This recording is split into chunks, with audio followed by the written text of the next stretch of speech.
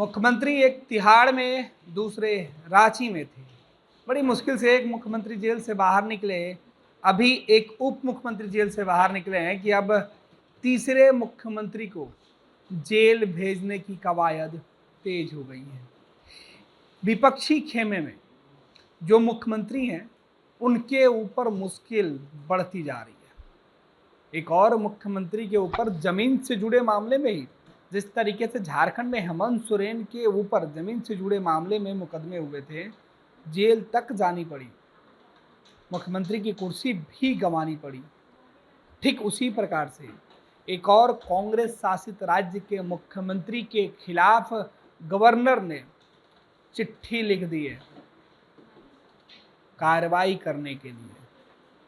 पुलिसिया कार्रवाई, एफआईआर होगी और फिर एक और मुख्यमंत्री के जेल जाने की नौबत आएगी। इस तरीके की चर्चा सोशल मीडिया पर किया जा रहा है।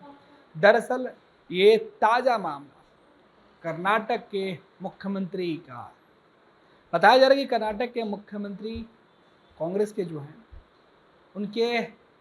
उनकी पत्नी के ऊपर ये आरोप लगा है। दरअसल कर्नाटक के अंदर जो जमीन है, उस जमीन के घोटाले का पूरा मामला है। ये मामला वहाँ की ज़मीन पे जो सीएम है, उनकी पत्नी को गिफ्ट में मिला है। ठीक उसी प्रकार से यह मामला है। पूरा मामला क्या, हम आपको समझा देते हैं विस्तार से। दरअसल ये पूरा मामला कर्नाटक के अंदर जब बीजेपी की सरकार थी, तब वर्तमान मुख्यमंत्री की पत्नी के नाम पर कुछ ज़मीन मिली थी गिफ्ट के तौर पर, और अब उसी ज़मीन के मामले पर गवर्नर को दो लोगों ने चिट्ठी लिखी कि इसमें गड़बड़ी हुई है। इसके पहले गवर्नर ने मुख्यमंत्री से स्पष्टीकरण मांगा था। मुख्यमंत्री की तरफ से स्पष्टीकरण देने की जगह पर कैबिनेट की तरफ से चिट्ठी लिख दी गई। कैबिनेट की तरफ से प्रस्ताव गया कि गवर्नर साहब जो हैं, वो इस पूरे मामले पर इस तरीके की बातें नहीं करें, या जो उन्होंने प्रस्ताव दिया है, जो स्पष्टीकरण मांगा है, उसको निरस्त कर दिया। संतोषजनक जवाब मुख्यमंत्री की तरफ से नहीं मिलने के बाद अब कर्नाटक के गवर्नर ने खुद ही मुख्यमंत्री के खिलाफ कार्रवाई करने का आदेश दे दिया है। दरअसल मुद्दा भूमि घोटाले में कर्नाटक के मुख्यमंत्री सिद्धारमैया की मुश्किलें बढ़ गई है। सिद्धारमैया के खिलाफ मुकदमा चलाने की मंजूरी राज्यपाल थावरचंद गहलोत ने दे दी है।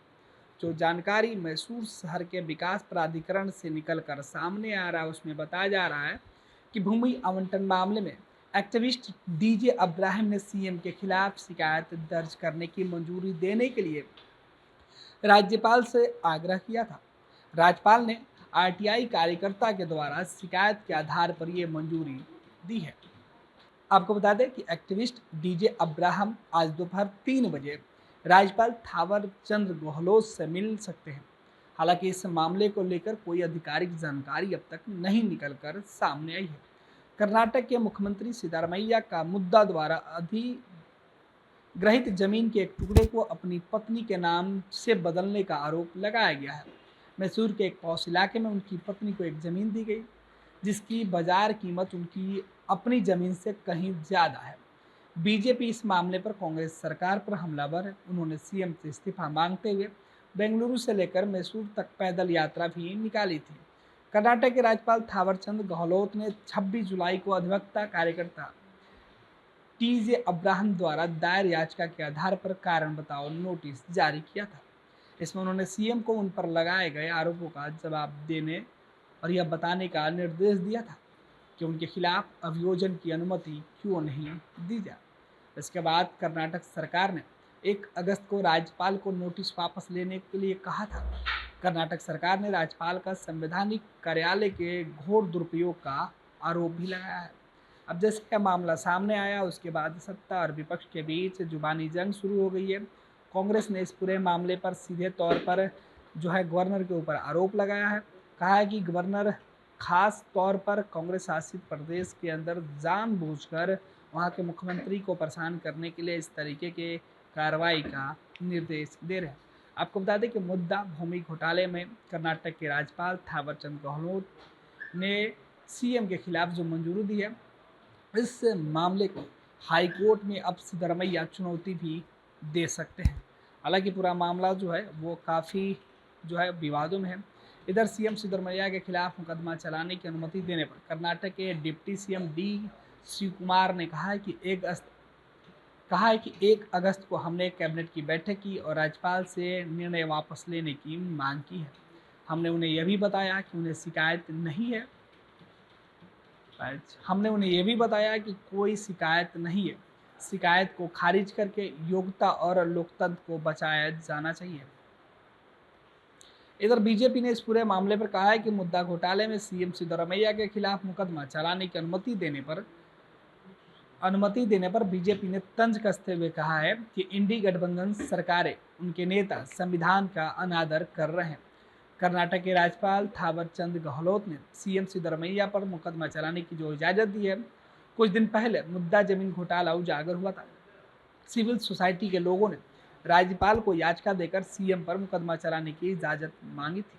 मैसूर के पौस इलाके में 14 जमीनें सिद्धरमैया की पत्नी को आवंटित की गई है, जो पूरे तरीके से भ्रष्टाचार है। ये तकरीबन 4000 करोड़ रुपए का भ्रष्टाचार का मामला बनता है। विपक्ष का आरोप है कि सीएम की पत्नी को मुआवजा देने के लिए महंगे इलाके में जो जगह आवंटित की गई थी। आरोपों के जवाब में मुख्यमंत्री सिद्धरमैया ने कहा कि यह आवंटन 2021 में भाजपा के कार्यकाल के दौरान ही किया गया था। मुद्दा कर्नाटक की एक राज्य स्तरीय विकास एजेंसी है, जिसका गठन मई 1998 में किया गया था। मुद्दा का काम शहरी विकास को बढ़ावा देना है, गुणवत्तापूर्ण शहरी बुनियादी ढांचे को उपलब्ध कराना, किफ़ायती आवास उपलब्ध कराना, आवास आदि का निर्माण करना भी है। और इसी मामले में मुद्दा का स्कैम निकलकर सामने आया है। पैनोरमा ग्रुप, जो सोचता है वो करता है।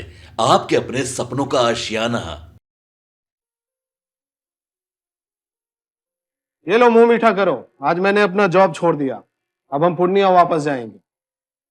जॉब छोड़ दिया है? मतलब ये घर कैसे चलेगा? हम करेंगे क्या? और माँ बाबूजी क्या बोलेंगे? इसलिए मैं एक और मिठाई का डब्बा लाया। अपने बिजनेस के लिए लोन अप्रूव हो गया। अरे लोन अप्रूव हो गया वो तो ठीक है, लेकिन पूर्णिया में हम रहेंगे कहाँ? अपना घर भी तो नहीं है वहाँ। इसलिए तो एक और मिठाई का डब्बा अलग से लाया हूँ। हमने पूर्णिया में घर ले लिया है, पूर्णिया के ई होम्स पैनोरमा में। पूर्णिया में पैनोरमा ग्रुप लेकर आए हैं ई होम्स पैनोरमा। बड़ा घर, आलीशान जिंदगी और अत्याधुनिक सुविधाओं के संग। अरे अब क्यों मुंह मीठा करवा रही हो? क्योंकि हम घर वापसी जो कर रहे हैं। घर वापसी की खुशी पूर्णिया में ई होम्स पैनोरमा के संग। ई homes panorama, luxurious lifestyle redefined.